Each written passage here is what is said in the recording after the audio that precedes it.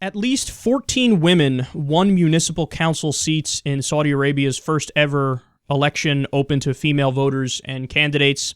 The AFP explains, quote, "But with 2,106 seats up for election, the 14 women will constitute less than 1% of Saudi Arabia's elected council membership.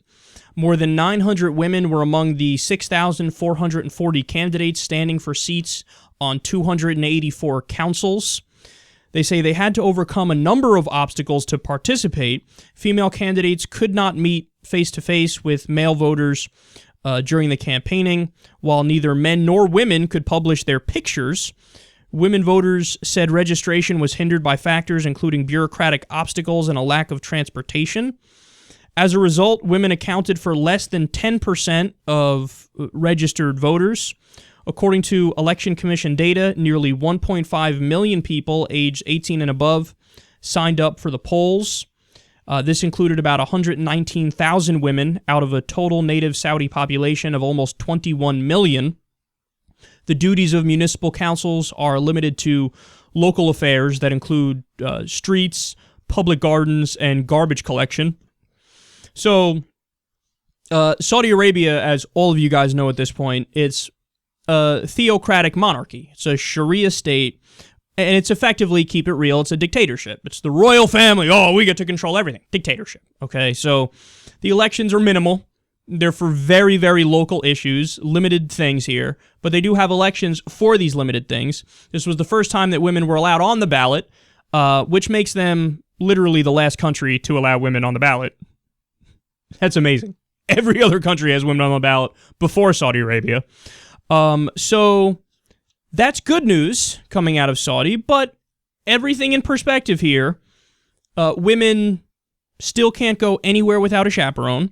According to The Week, they can't drive a car, wear clothes or makeup that, quote, show off their beauty. They have to limit their interactions with men. They can't swim. They can't compete freely in sports. They can't try on clothes when shopping, enter a cemetery, read an uncensored fashion magazine, or buy a Barbie. And the list goes on and on here. So, needless to say, it's good that they finally took the obvious step of allowing women to vote, some of them a little bit, even though they face great suppression of their vote. It's good that they're on the ballot, some of them, even though, again, there were hurdles and hurdles and hurdles to get over. And it's good that some of them won. But the reality is, we shouldn't just hold them to a lower bar because they're Saudi and we're used to them having the low bar. We should hold them to a higher bar or the same bar as everybody else. And that would mean stop with the Salafi nonsense.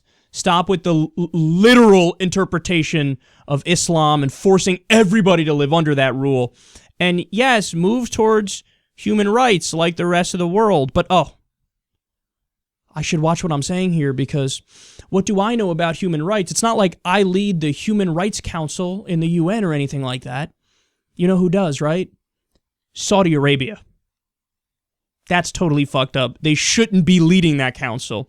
But this is an example of Saudi Arabia moving an inch closer to justice and human rights and civility, okay? But they moved an inch on what is the equivalent of something the size of a football field. So they got a long way to go before they get to the right place. But 14 women elected there. It's a start. Now let's keep building on that.